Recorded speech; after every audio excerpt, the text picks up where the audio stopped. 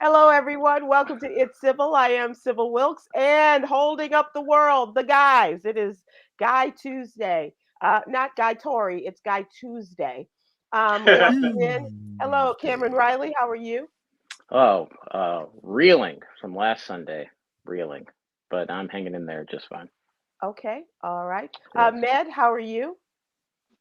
I'm good. Been a busy week. Okay. Been a busy week. Okay. Okay. Been a busy week. Good things going on, I hope. And Yeah. uh, Yeah. and Mr. Damon Williams, comedian extraordinaire. How are you? All is good, all is well. We celebrated my beloved father's birthday on Saturday with I with, the, saw the with my great picture, siblings. which is one of my Yeah, favorite pictures. There's no denying that yeah, tree and those that have sprung from that At tree. all. indeed, indeed. Strongest jeans ever. Right, Jesus. Levi's. Yeah, right, Um, right. Yeah. Levi's got nothing on you guys.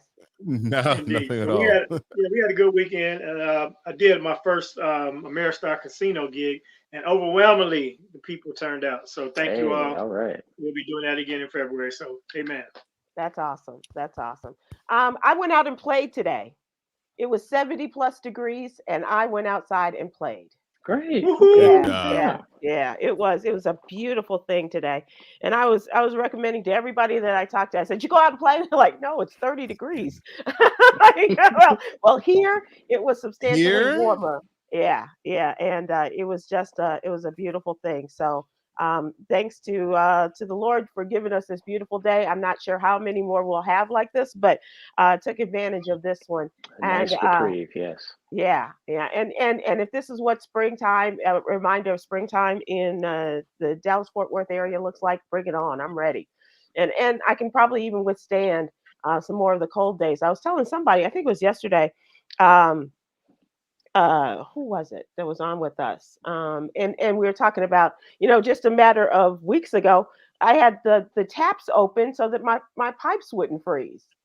Yeah. And Right. and now it's like I have not turned on the air conditioner, but I do have the overhead ceiling going, the fan going, and so but it's a beautiful thing. So I You turned am the overhead fan off? no, it's on. I no, Okay, I yeah, turn it off. I turn it off when I record, Ned. okay. I'm about to say because that thing, the fans in our house never turn off. They just be on all the time. Well, no, Ned reminds me sometimes when I'm recording, goes, "You got that fan going, don't you?" And I'm like, Man, "Yeah, I was like, yeah, what yeah, is that? yeah, yeah, yeah, yeah." The overhead fan makes a real noise to the very sensitive microphone I use. Yeah, it's a Yeah. hum, yeah, the likes of which you wouldn't believe. Yeah. But I And, make and good, thank goodness you have good old Chicago skills. Leave your taps open. How many people in Dallas have those skills? I don't know right. because Not many. when they have problems in Texas with weather with cold, it's a big problem. Keeps the So, plumbers working. I was asking Yolanda, I said, "You guys leave your taps up?" You go, "Oh no, Ward wraps the pipes and gets us ready for winter." And I'm like, "Well, I don't have anybody to wrap my pipes." Then I want to talk Whoa, whoa, about, whoa. Wrap your pipe. That's a new one Ooh. to me. I did yeah, not know about and, the and that wrapping of the pipes. and Haven't that's had usually my some pipes wrapped in some that's usually time. a guy's thing, but Ward, does that at their house, and so I just Okay. leave my pipes Wrap the open. pipes. Yeah, yeah, Yeah, they have. It's like an electronic. You can put electrical heat tape, or yeah, the pipes get wrapped. Yes. yeah, yeah, yeah, Dang. Okay. yeah. So Okay. It's I've also um, never, that's, you can take, it's awesome. some sort of materials and just wrap them and or whatever you Yep. want to do, like Damon says. So, that's my weather Wow. story, and I hope Cool. that if you have great weather, that you're able to go out and enjoy the weather as well, yeah, some because frolicking. Yeah. yeah, it's good to go outside and play. Do a little skipping. I was walking through the neighborhood and I was skipping. and, I forgot that I'm a skipper. But anyway, so thanks you guys for joining me today. Let's talk about. We have a special guest, so we need to kind of work our way through the What You Need to Know newsletter. Cameron has acknowledged Human Trafficking Prevention Month with a feature about Lisha Walker. She is CEO of Honorable Women Incorporated. And Cameron I'm going to give you an opportunity now to talk a little bit about this, but you'll talk more about your feature about Ms. Walker, when we get to that segment, the what's really going on segment. But you did honor her and also inform people, which is what we like to do, inform and empower the folks with the What You Need to Know newsletter about Human Trafficking Prevention Month, January. Yes, yeah. So January is Human Trafficking Prevention Month, and as we all know, we cover the Black and Missing column, where we try to spread the word about the epidemic of of Black people that have gone missing. Um, what we don't know is that there are a lot of nuances to people just up and disappearing, and a lot of those is related to the greater epidemic of human trafficking. Human trafficking wears Mhm. a very different face Mhm. than someone just going poof and going missing. And Lisha Walker and Honorable Women Inc. can tell us a lot more about that. Honorable Women Inc. is an organization that provides wraparound services to survivors of trafficking that are trying to re-ingratiate themselves back into society. As you can imagine, after those years of being trafficked and dehumanized and abused, how do you return to a normal life? Right. And this is a survivor-led organization. Lisha Walker herself was trafficked for 6 years, Mm. but she figured out how to get her life back on track, and now she is a proud mother and a CEO of her very own org. I met her quite some time ago, and I have just absolutely been in love with what it is that Honorable Women is doing for not just women, but men as well, who can Because also that's the be other trafficked. part of it, is not just a female exclusive trafficking among women. It is young boys especially are a part of this, sadly. Yes, yeah, Yeah. yeah, absolutely. Um, and so Lakeisha and Honorable Women provide education and workshops to a lot of public safety officials. They've assisted police officers and detectives with spotting the early signs of human trafficking. Um, but what she's doing now is that she is encouraging victims to speak up, to say more about their experience, because the reason why this is such a prolific epidemic is because the survivors are all very silent. Um, they are afraid to share their stories. That trauma is so deep rooted; it's really suffocating their voices. But the more that we hear about it, the more that we know about it, the more that we can put eyes on it and just begin to solve it as a society. And you never know. I mean, just interacting with youth, if you see, a young person behaving a little strange, a person that hasn't gone to school in some days, or a person that's going out too much, they might just be in the process of being trafficked. And so that's what Lakeisha's going to be telling us all about. Well, She's we'll a learn more phenomenal about person. that, and this phenomenal person that you have invited to join us today. So we look forward to that. That is in the What You Need to Know newsletter. We'd like to invite you to subscribe to our newsletter. It is still free. Please go to SybilWilkes.com and give us your name and your email address. We'll have it in your email box every Monday through Friday morning. That's the type of stories. Khameron is one of our political contributors. His sister Quinn, who you see here on Wednesdays, is our LGBTQ plus contributor. Coy Malone is our social justice contributor, as well as Aprilette Russell is a contributor talking about mental health and wellness. Those are among the topics that we discuss every day in the What You Need to Know newsletter. Also, on Tuesdays, we have the column of Katrina Kraft, celebrity CPA to the stars, and she's talking about crypto and what that means if you had anything to do with crypto, making money via crypto, selling, trading, whatever it is in 2023, you're going to have to report it 2024 on your taxes. So please take a look at that. And also, I was writing about a war brewing because I'm very concerned about the three service members who were killed in that drone attack in Jordan on the Syrian border over the weekend. And they were all young Black people, a 45-year-old sergeant, as well as two young specialists. And they were all Army reservists from Georgia. And Sergeant William Jerome Rivers of Carrollton, Georgia, Specialist Kennedy Landon Sanders, 24 of Waycross, Georgia, and Specialist Brianna Alexandria Moffett, 23 of Savannah, Georgia. And uh, this just hit my heart, and without even knowing, I just felt that they were amongst our community, and kept searching and searching, and finally it was revealed by the Pentagon their names and got their pictures, and sadly, I mean, it could have been anybody, but it just really, you don't think about Army reservists and being that face and that close to danger. At least I don't, and that may have been naive on my part.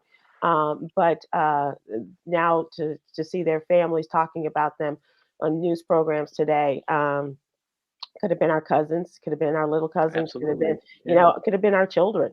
And so please take an opportunity to see their pictures, take a look at them, say a prayer for them and their families. And we're going to continue to follow the story, because now, and I'll talk about this later in trending, the president has vowed to make some sort of return to the Iraqi nation, because they believe that the drone was sent by an Iraq affiliated, um, I guess, terrorist organization.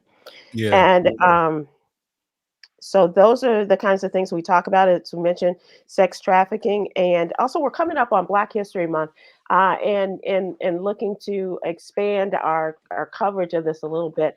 And so if you are, or you know someone who is and has made Black history, we'd love to hear from you. And as a matter of fact, if you give us your information here, and we'll take your email address, and be in touch with you about how we can spread the word about Black history in your own family. You know, Damon makes history, as you know, in his family, as you know, not only a fine comedian, but a businessman, and also, you know, spreading the word about community organizations, as he is the father of a Chicago activist as well. And Ned, you make history as just one of the strangest fellows I've ever met, and Khameron, just dedicated to the cause. So all of us making Black history in our own way or another. So that is the little known Black history fact. We're talking about. Black History Month begins on Thursday, don't forget, and also Women's History Month, the month of March. And we would like to hear about women making history in your lives, if you are one of those women. And speaking of which, Coy Malone talks about, in her social justice article, talks about a Black woman who was wrongly charged with miscarriage. The hospital reported her because she had come there 3 times for help, as she was unfortunately going through a miscarriage, and was not being served. I mean, she was there for hours, double-digit numbers of hours. 15. Yeah. Over 2 days, 15 hours. She was not serviced, and so this was an opportunity for them to help this woman. And what they did was, after her 3rd visit, they called the police on her, and she was charged in this particular case, wrongly charged in her experience of abuse of a corpse after having this miscarriage in the bathroom at her home. No. It's just it's you know, hearing that story and hear about the other woman that had to travel out of the state. I mean, the Republicans have put such a fear in like these hospitals and the doctors and the nurses about prosecution and things of that nature, that they have completely erased human decency. Like you know what an abortion looks like, and you know when a baby's not, you know, viable, and you're protecting the mother. There's a difference. There is no let's wait, let's make sure the police give us the okay to do this. You're doctors. You write the notes down, tell them what happened, and keep it moving. They're so scared, Ned. They're so terrified. Scared. Yeah. They don't terrified. want to, it's absolutely crazy. And this is an African American woman, of course. Of course. So, and you already know they tend to send black women home more. They Right. tend to think black women are stronger and can take a higher tolerance of pain. Or they It's don't care. ridiculous, the bias Right. in the healthcare system toward black women. So, Absolutely. I'm glad we're highlighting this, and I'm really sorry and unfortunate that that happened. But we definitely have to protect the black woman when it comes to healthcare. Absolutely. Damon, Absolutely. the worst part about that, Damon, was the fact that she was waiting and she left because nobody would tend to her. They used that as an excuse Right. as why Yeah. to because like she was supposed to wait. I'm like, if you have this woman who's in pain, obviously the labor situation is awry, and you have her sitting there for 8 hours one day, 8 hours in the waiting room, then 9 hours the next day, and then on the third day when she comes back, you call the police because she didn't follow instructions. You say, I was like, okay, wow. So let's Wow. continue this conversation after we bring in Cameron's guest. And would you please, Cameron, do the honors and introduce us to your guest? Yes, yes. Oh, happily. Everyone, this is Madam CEO Lisha Walker of Honorable Women Inc., a Chicago native, an activist and an organizer, and a survivor of sex trafficking, doing everything that she can to promote awareness and education about this epidemic that affects so many of us. Thank you for coming out today. Thank you for lending us your time out of your very busy schedule. And nice to see you. Thank you. Thank you for Again. having me. Hi, everyone. Nice Thank to you meet for joining us. Yes. Can you tell us what sex trafficking is at its core and what it looks like today? Sex trafficking is the coercion, force, or fraud. And basically, this is what these traffickers use in order to force a victim into selling sex for personal gain. So they usually receive money, some type of financial gain in exchange for selling them. And trafficking because they are moved from one place to another. Is that how that is done? Well, actually, it really, well, when it happened to me, I was trafficked not that far from where I grew up. So, what I like to educate communities on is just letting them know that trafficking literally can happen anywhere. It's not only when someone takes you overseas. Now, that can happen too, but nowadays it's right in our backyards. Like, it's probably somebody getting trafficked right next door, literally. But they're just held captive, not allowed to return to their normal way of life for whatever structure. Exactly. It really is. It really is the new age slavery, because it is holding them captive against their will, and they have no freedom, no control. They don't receive any money or very little money, but either way, it's still a form of trafficking, because I can also talk about labor trafficking, and that's usually when they will do some of the same things. It still involves fraud, force, and coercion. However, it may not be the sexual component. Sometimes it does include the sexual component to it, but more than not, it usually involves someone being overworked and underpaid. So they may work, be forced to do a lot of work and receive bare minimum, if any, payment. Now, you've described the situation in a documentary on your website about how you were lured off the streets of Chicago in your own neighborhood, and you were trafficked in your own neighborhood, in the Auburn Gresham neighborhood. Which is where I grew up too. It's like that. It's crazy. And by a Romeo pimp, someone promising you, just like a better life, hopes and dreams and all that. Turns out that this person was an absolute psychopath. Can you describe the moment where you decided that you had to emancipate yourself, that you had to get out, and what that revelation was like for you? Before you give us the end of this, can you tell us how this happened? How and kind of take us through the process? I'm going to speed you through the process, but I want to get as much in as I possibly can. This is so important for the communities who may be watching this. Well, first, I was a statistic, right?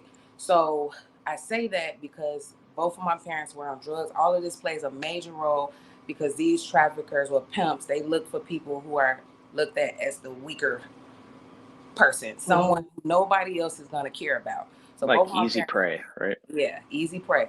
So both of my parents were on drugs. I was thrown off a building at the age of 2. Then I bounced around through the DCFS system.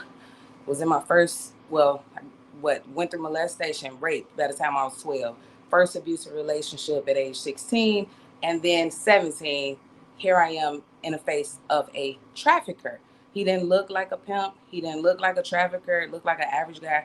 He was older than I was. He was about 22 or 23 years old, but I didn't think anything of it because I was in my rebellious stage. I was angry. I had low self-esteem. There were several things that came into play that would make me receive a predator. So I received this person, we exchanged phone numbers. He made me laugh. I think he cracked a joke or something. And then he started to call me on the telephone, actually. So he would call me and he began love bombing me. I know this now. I didn't know this then, but he love bombed me. He would keep me on that phone and constantly just tell me pretty much whatever it was I wanted to hear. And within that short time frame, he began to trauma bond me. So then he would ask me questions about what I was going through. And of course, I told him this whole display of different things that I had went through, right? And then he told me, well, I've been through those things as well. I'm going through the same thing as you, and we're going to be best friends. We're going to be like Bonnie and Clyde. And for me at that time, that sounded like a pretty good deal, considering I didn't feel any love or support. And so I kind of went with it. Within a month's time, he became my boyfriend. So just to educate you, with the Romeo pimp and the gorilla pimp, there are some differences. With the Romeo pimp, he is more manipulative. He uses coercion more than the gorilla pimp does. So it doesn't just happen suddenly. It's kind of like over a period of time. So while the parents are working, or while the child maybe is nobody's really paying attention, that's why I tell people that runaways, LGBTQ plus IA communities, really anyone that's lacking something are more at risk than the average person. Mm-hmm. Wow. So And how long did this go on? Oh, actually what happened is it gets worse. He actually sold me to a gorilla pimp. Jesus. I just didn't know that I was being sold because I was just totally oblivious to the entire situation, and I wasn't educated on human trafficking. So all of this began with a dare. He actually dared me to go into a strip club. And because I didn't want to go through the peer pressure or him not loving me anymore, I didn't really question it. I just said, okay. And by the end of that night, there I was. He pulled me into a strip club, and I'm 17 years old. He tells me to walk in. So I'm thinking, okay, all I have to do is walk in and walk out, and then the dare is over. But I get inside of the strip club, and there is a gorilla pimp and like about 6 other dancers standing there with like clothes and everything already waiting for me. So I had a short period of time where I could have exited. And even to this day, I think about why didn't I run out? But I think that if you're not educated, it's like I knew something was wrong or off. And he would never do that to you. Exactly. That too. The trust component. So I went back there because the girls were like, we're a family. We're going to be a family. Isn't she beautiful? And took me in the back. And I'm just thinking like, okay, I guess these people are going to like embrace me. So I go into the back with them. I'm telling them like, I can't do this. My self-esteem is too low. I could never do this. And they're telling me, yes, you can. We all do it. How about I pay for your first dance? So suddenly I am an exotic dancer overnight. So at the end of that night, I get back in front of this pimp, this predator, and he tells me, hey, you need to continue like dancing. You can't just stop because I've been giving you love. I've been buying you stuff. I need you to do this to support us. So I went for that, right? But it just continues to get worse and worse and worse. So suddenly I went for that for about 3 weeks. I go back home to my grandmother's house. He's taking me back and forth home to my grandmother's house where I live. I come in, my grandma has a look of death in her eyes. Like she knew something was terribly wrong, especially the way I was dressed, but she did not address it. She didn't say anything because she came from a time where you don't really address things like that, right? Mhm. So because she didn't say anything, I didn't say anything. So I continued to dance with this love for about 3 weeks before I got like permanently captured, right? Mhm. So go back to this club. Suddenly, this first pimp, this Romeo pimp, just disappears. That's how I know that I was sold, right? He disappears. I can't find him. The other strippers that I thought was my friend, they had turned on me. They were threatening to cut my face and Jesus. everything else. So I'm looking for my supposedly boyfriend. I can't find him. So the gorilla pimp tells me, come in a car, come talk to me. But he's saying it like really angrily. Mhm. So I go to the car because I didn't want to get beat up. I felt like this man looks crazy. I go to the car, I have a conversation, and the conversation basically goes, if you do not allow me to sell you, I'm going to kill you and I'm going to kill your family if you tell anybody. So I laughed it off because this was just so much for me to process, like in such a short time span, that he took my head and banged it into the window shield. So then I knew that he was serious about what he was saying. And suddenly my life was just in total danger. So just to speed the story up, And this was when you were 17. all of this, yes, Okay. 17 years old. It was extremely miserable with this gorilla pimp because instantly he started to sell me. First, he started to sell me out of the club, actually, to the owners and stuff like that, the doorman, whoever, pretty much, because he felt like they were telling him, like, she's too young to be in here. You got to give me some money or whatever. So then he forced me to basically seduce them and do that. So as soon as he started doing that, I began trying to run away. So I had ran away about 5 times. But for me, running away was like down the street to a friend's house because I'm 17. Eventually, I told my best friend and I shared with her, I'm so scared. Remember the time you seen my eye was black and you asked me what happened? There's this guy and he's like selling me and I'm just scared. So I told her I'm going to try to get away. Well, 2 hours later, this man pulls up in the grass, jumps out his truck and has me at gunpoint and makes me get in the car and tells me, you're not going to ever get away ever again. So I didn't really know what he meant by that. I thought he was going to beat me up.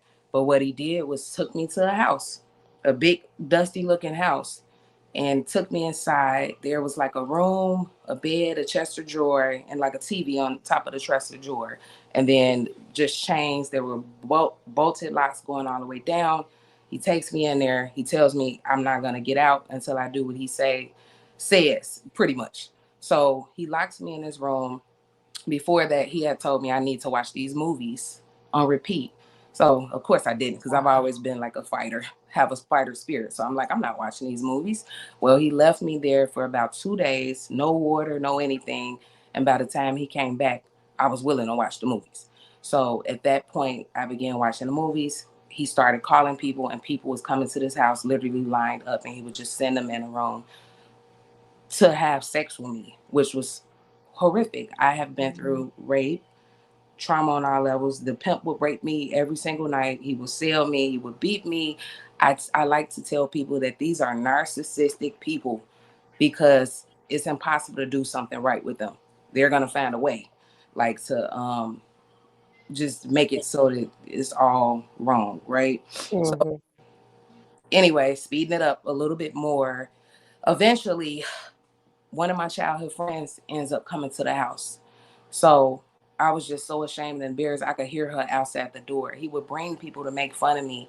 And there were people, I'm not sure if they was like within the community, but it was people that he would bring to make fun of me to see what he had trapped. You know, let me show you. Like you're in I was a carnival or something. Like yes. you're a freak act or a show or something. Yes. So he brought my friend Charmaine. She does not want to be called out, but I told her I'm going to call you out on every interview because she tried to save my life, and I appreciate that. But so she's at this door, and he's bringing her to see me. So once he opened the door and she sees that it's me, instantly she begins crying. I began crying. She's like, what are you doing here? And I'm like, I've been trapped here. At this point, it was about 2 years.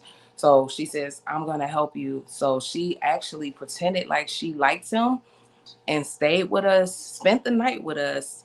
Of course, he treated me 10 times worse just because she was there, just to impress her. And which it wasn't impressing her because she cares about me, but it just was horrible for me. It was horrific. I had to like sleep naked. I couldn't be fed. Just all these horrible things that they do to punish you. So the next day she had set up an arrangement at a party, and she convinced the pimp to let me out, which I hadn't been out for 2 whole years. But she convinces him somehow. I don't know what she said, but he comes in the room and he says, I'm going to let you out. I still have to be chained to him. I still was forced to carry a pimp cup. Takes me to this party. 20 minutes into the party, guys stand up. And there was a lot of guys with guns pointed at the pimp. So I'm thinking, oh my God, thank God I'm free.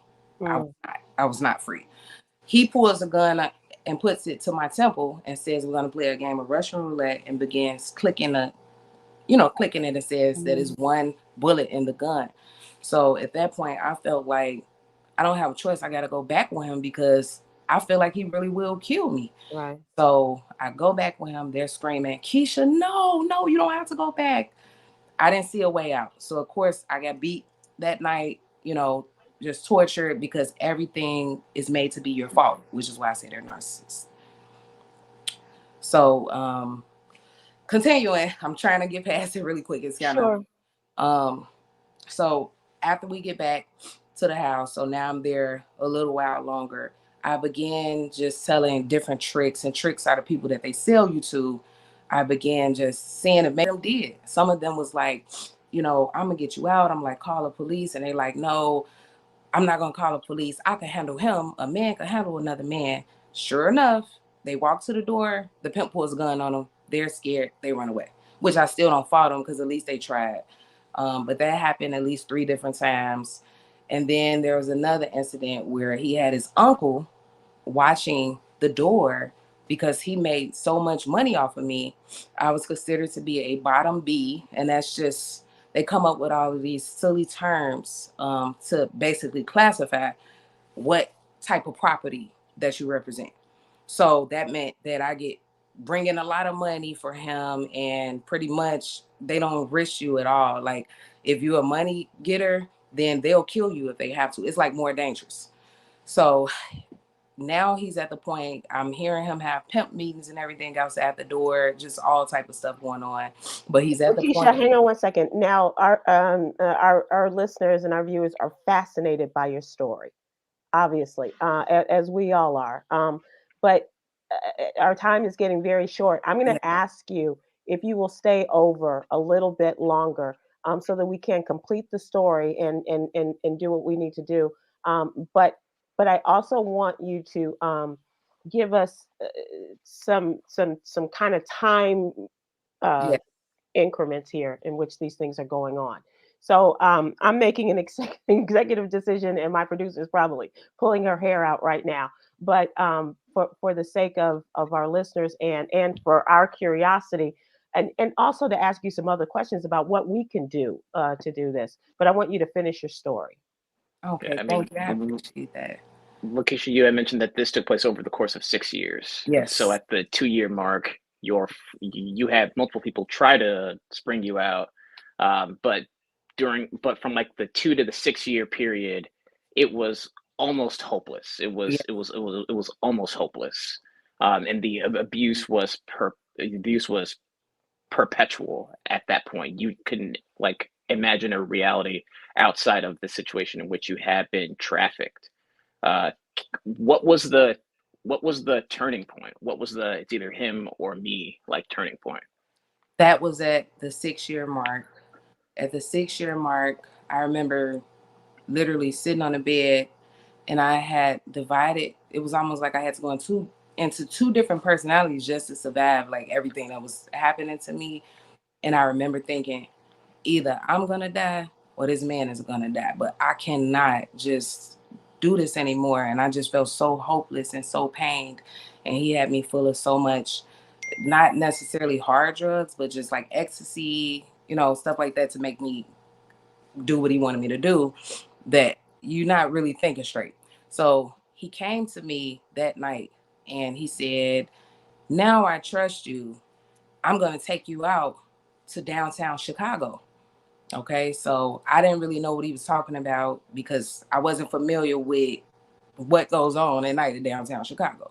Wow. So he takes me out. I was shocked by him taking me out. But he takes me out and he drives me to downtown Chicago. And of course, he threatened me and was like, if you do anything, you know, I will kill you. Don't play with me, just things like that. And then he tells me, get out the car and go make his money. And literally, I was in like lingerie and some clear heels they Mhm. put on me. And so as soon as I seen him turn the corner, I literally just took off running for my life. And when I took off running, I kept trying to flag different people down to help me. And I didn't know it then, but I know now that that was a place that was predominantly known for prostitution. So they wasn't trying to help me because Right, they because they thought you were I, soliciting. yeah. So eventually I end up landing to another man who ended up being a pimp. He's chasing me down the street with a butcher knife about this big. And then I'm running from him. There's another pimp with girls in the car. He ended up pointing a gun out the window and he starts shooting. All this is downtown Chicago where they think it's so nice, right? Well, yeah. So I'm running for my life. I'm running, just dodging bullets, dodging this other guy. My foot ended up being really cut bad because of the clear heels that I had on. And my breaking point for me, I remember, well, there's one more thing before my breaking point. So I ended up running into this man who actually was like an undercover detective. I just believe that now, but I didn't Mhm. then. So I see a white face, so I just assume this must be a friendly person. So he tells me hop in. I get in the car. I'm trying to tell him, drive, please drive. Everybody's after me. He tells me, meet me at the corner in 3 minutes. I knew something wasn't right, but I'm just Right. like, this is the only chance I have. So I hop out, meet him at the corner. Next thing you know, I'm hearing sirens from everywhere. That scared the heck out of me. So I took off running again. And as I'm running, that was like my breaking point. I started to church and everything. And even though I hadn't been there and I don't know how long, but I was raised in church. So it took me back to my roots. And I just was like, okay, we're going to see if God is real today. So I didn't have the strength to really pray, but I did have the strength to just say, Lord, cover me. So I said, Lord, cover me. Next thing you know, I see a man with a big, huge God tattoo. They're out there like laughing and joking. I run to them. They tell me they'll get me away, put me in that car. The police are looking for me. They literally shining a light all through the car, a flashlight. But the guys had put like covers and stuff over my head. They drove me far away. They drove me to like a convention of some sort. Once I got there, they said they're going to help me go in the bathroom, remember my foot was bleeding and stuff, all cleaned up. I come out and they are there to further violate me. So now I'm just like, I'm really in trouble. Story is almost over, I promise. But I'm like, I'm really in trouble. So I tell the ring leader, like, if I let you have me, will you make everybody else just leave me alone, please? And let me make one phone call. So he agrees. So I had to let one more person like have me. And then I called my pastor because it was one of those calls where it's almost like you feel like you're in jail. Like I only got one call Mhm. to answer. I called her at 4 o'clock in the morning and she actually answered. So I'm just trying to hurry up and tell her, like, please help me, this and that. I've been trapped all this time. And she's telling me to calm down. The guy snatches the phone out of my hand and he basically is going back and forth with my pastor, almost like he's asking for ransom or something. Mhm. And so she's telling him, with the authority of God, you need to release her. And you don't know who you have, and this and that. And anyway, this goes on for like some hours. And I'm thinking, oh my God, Pastor, you have no idea you're going to get me killed. But she didn't get me killed. I ended up surviving, right? So she tells him, I will come and get her. And he's like, no, because you're going to bring the police. So he finally agreed to bring me to the church.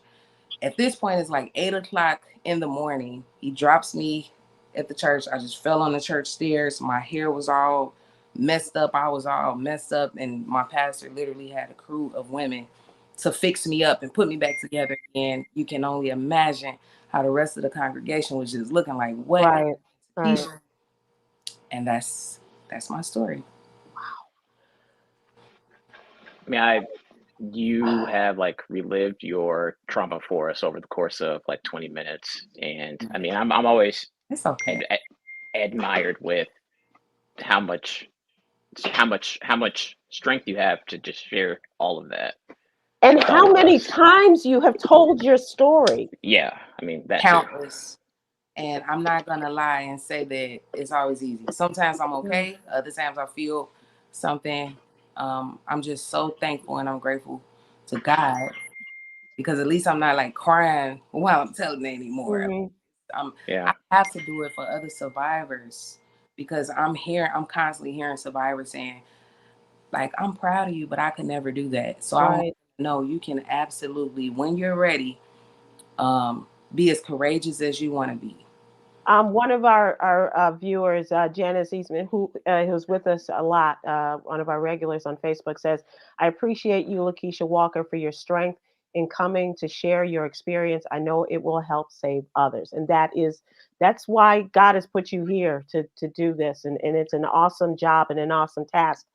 But I just want to share this because we did grow up in the same neighborhood, and this is a world that is so foreign to me. You know what I mean? Yes. But I remember Yolanda and I were living in Los Angeles. We were in Burbank, and we were at a restaurant, and there was a conversation. And Yolanda's very good at this. She's got incredible hearing, but she could hear a conversation going on between a man and a young girl, and thought that something was not right. And so I think the way I remember it is the man got up and walked away to take a call or something, and Yolanda went over and talked to the young girl and asked her, "Do you need help?" And she kind of blew her off and said, "No, no, we're fine, we're fine. He's my friend." And is that the way to do things? Is that how do we, if we see something that looks amiss, that looks like it doesn't smell right, it doesn't look right, what should we do? Because we've already seen that like intervention Right, your jeopardizes your friends. life too. Yeah. Well, you have to be extremely careful. First of all, your safety is number one, because these pimps and traffickers are extremely dangerous, and they do not care about taking a life just to save what they feel like is their product. Hmm. Number two is, then you want to protect the survivor, because you asking them like, do you need help, sometimes can be a reason for them to get beat or further Hmm. victimized. So what I would suggest is, like, what I have done, what we have done at Honorable Women before, is like enlisted on something like a phone number, just a random phone number, on like a tube of lipstick or something like that. But you just want to be very discreet on asking. You can't ask like, do you need help? But there has to be like an eye signal or something, but you don't want to do it. I think the real question is it somebody with you? Mm. You know what I'm saying? Like, or Mhm. where are they, or whatever. And they usually, if they want help bad enough, they're definitely gonna say something. But the hard part with this whole thing is that everybody is not ready for help. It depends on which stage of trafficking that they're in, Right. because Right. There's some still like are the so conditioning. brainwashed. Right. Yeah, they can be so And the brainwashed. honeymoon part may still be going on, Yeah, where you're being wooed and seduced. exactly. Yeah. Yeah. You had mentioned I to me think that. Oh, go ahead, Matt, please. no, I just think, listening to the story and then watching the comments. That's what I've been doing. I've just been like kind of watching the comments and seeing the theme of the comments is confusion. Because I think for a lot of people it's hard to connect being in that mind frame. And I think what you said earlier was so important. This is a mental state situation. The way you grew up, the way you were raised, how you thought about yourself, how you thought about the situation you were in, allowed you to be put in this situation, because these guys took time with you. You know what I'm saying? To get you to the point where you couldn't get away right away, to the point where you were locked up and you really couldn't escape at that point. So I just want to, for people to understand that this grooming thing is real. It is a psychological warfare that these guys are putting on these young women, children, whatever the case may be. And it may not make sense to some of us when you hear a story, I'll just get away. And it's not that simple. And I appreciate you telling your story, and I just want people to understand that this is not just she should walk away, you're grown, you should not be doing. It's And not you're that old easy. enough to know better. Yeah, It's it's that not kind it's of not thing. that simple. Yeah. No.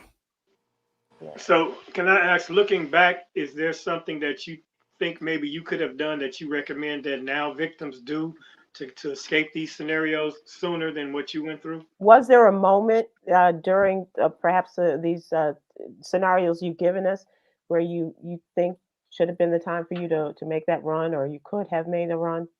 I believe in a very, I believe in a very beginning, I could have had I been educated. That's why Mhm. I just see the education piece as being so important. When I think of Mm, how can we help survivors, it's such big shoes to wear that I got to involve God and I definitely got to involve the community because it's just so many different levels. Like you think about the renegade. So the renegade is just basically a survivor that they quote unquote is doing it on their own. But I keep telling people that they are victimized as well, even though they're not being forced.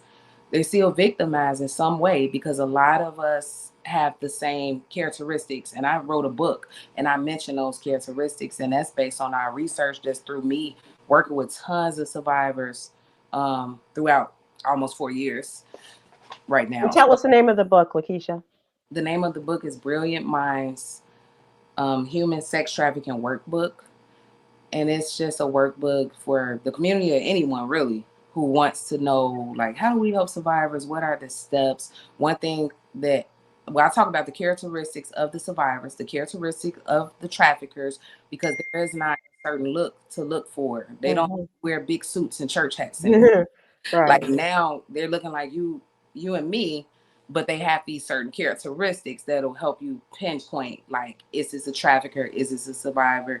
And then also you can pinpoint if that's a potential, if that's someone who has the potential of being um, a human sex trafficking survivor, such as like maybe a younger child, maybe you're starting to see little signs and you want to just hurry up and grab hold to that to give them the encouragement they need, to give them the education of whatever it is, whatever it takes. I have a teenager. I do whatever it takes to make her know that I love her and I'm here for her, and just to validate those feelings that they have. Because a lot of people could look at it like, oh, you was like grown, but really 17, that's like a baby. Really.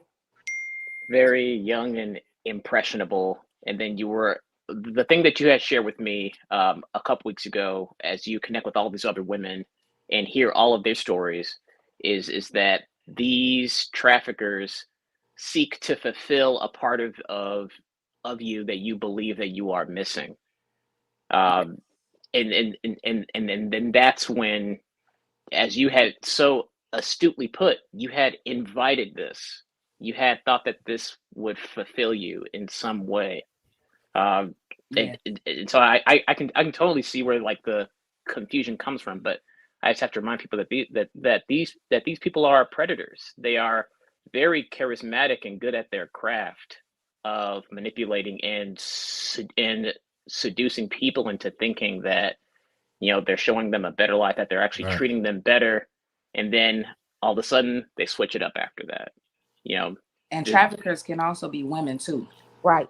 Definitely. right? Yeah. Right. Yes. That was my next question. How Lakeisha, old how old was look, your daughter when you started having these conversations with her?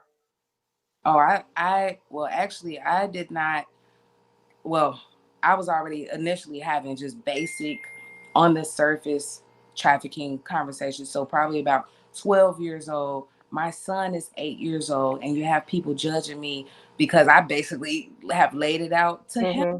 There was a Hmm. 6-year-old who accidentally came to my seminar that we just hosted this past weekend. And I was so proud of that little girl because she understood. So because I seen there was a child present, I knew how to shrink it down to a point Hmm. where it's basically easier for her to even digest. So you really can talk to any age child about trafficking. Because the only thing I did is I put it in the terms of I talked about predatory behavior, and she captured it completely. Oh, that means when somebody takes you in a car and this and that. I actually didn't get into my story until once they left, but I did that on purpose. I mean, Hmm. I'm just used to changing it up depending on Sure. how things Your go. audience, yeah. Yeah. Because I know that all um, of us have children in our lives that need to have this discussion. They need to hear these mhm. stories, and yes, we adjust them to their age and what they're capable of understanding. But this is a conversation that little girls and little boys, young men and young women need to have with the adults in their lives to save them, or at least to warn them, to prepare them for the possibilities that exist in our world. Absolutely. That Absolutely. sounds like another book to me. Mhm. But I did write Yeah. a children's book called Bubble Spoke Up. You can also find that on Amazon. And Bubble Spoke Up is a children's book. It's for children from ages 2 to 10. And it just teaches children how to speak out, how to verbalize when they feel uncomfortable, because that is so important. And I've actually read it, tested it out on 7 different daycares here in Chicago, and I got a great response. You had children screaming out, "No, I feel uncomfortable." So it Right. really helps Yeah. them. And I've had that It's with almost one child who, doesn't like to be hugged. And, it was like, well, so there's obviously something there. And then Mhm. just became very respectful and said, can I hug you? But you just don't. But when that is presented to you, I think that there is something. I'm sorry, Med, but I think there is something that you should uh, perhaps delve into a little bit more. You know what I'm saying? Matt, I'm sorry. We're going to wrap this up. Go ahead with your question. Yeah, no, it was your grandmother. I know she saw the initial situation, and then you went missing for 6 years. Yes. Have you had a conversation with her? Did you have a conversation with her about, My did she grandmother look for was you? Did she have, yeah, She is go deceased ahead. now. She died in Hmm. 2014. However, that was a part of, I think grandma just didn't know how to handle it. I love my grandmother so much, but she just Sure. didn't know what to do. So she did contact authorities and everything like that. She told me that when I got back. However, she instructed me that I shouldn't tell anyone because it was just too embarrassing for the family. And then I shouldn't tell her because it would be too hurtful. So as a result, I tried to commit suicide 3 times. Oh my So I'm God. also an advocate of mental health. I'm an advocate on so many different levels. Mm, Yeah, It's I mean, amazing how often that conversation happens. That right. conversation happens so much. Don't bring it up because now you're gonna hurt me. And now nobody's dealing with the trauma. right. That And is and that's and it can happen with a with an adult family member that that has his way with a young member of the family, and you don't want to talk about that, which sets you off on a whole nother way of living or accepting love from people and getting this attention and everything. And that's crazy. Lakeisha, Do how you can people get in touch with you? What's your website and what's your and how can people make Yeah, you're contact kind of about like your book? TikTok famous now, right? Our website, well, on TikTok, is Lisha Walker 777.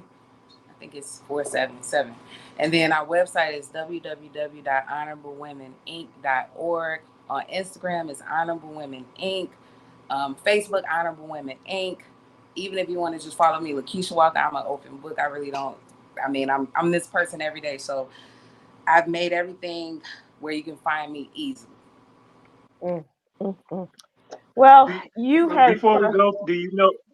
Can I just ask? Do you know if either of your victimizers are still out doing what they did to you, or do you know where they are, or what they're Well, up to? the first one I heard on the streets, he was murdered, and I'm really not that surprised. The second one, he could still be out here, and people always ask me, "Are you afraid?" No, Have you ever seen him? no, I haven't.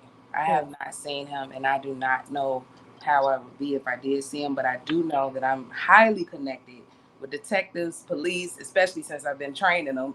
So I doubt if he would want to bother me at this point in my life. Interesting. God bless you. Thank you. God God bless. bless you. Thank you for being so open and forthcoming and telling your story. And thank you, Cameron, for bringing Lakeisha to us and sharing the story with us. Um,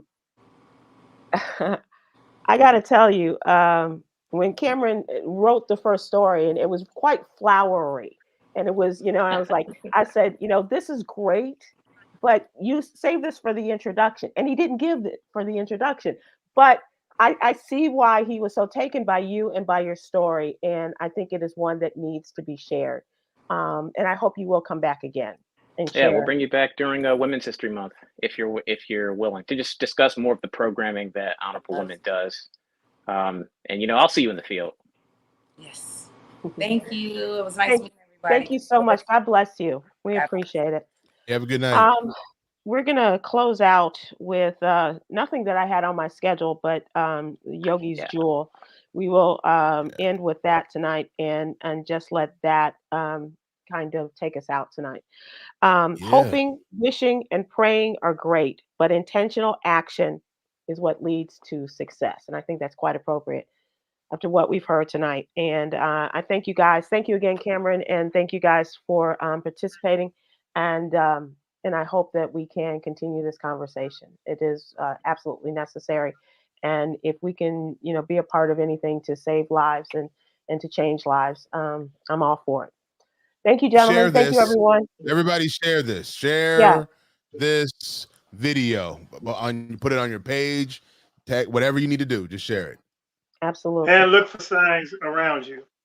Yeah. Please. I mean, we're making everybody be accountable and help save lives the way Lakeisha has given her life to do this. And to be her assistance out there. So share it, as Med said, and we're on Facebook Live, YouTube, and I understand Twitter. So if you can, please share this and her story, because it's going to make a difference. And she's made a profound impact already. Thank you all so very much. Thanks, guys, and we'll see you all again soon. Aloha.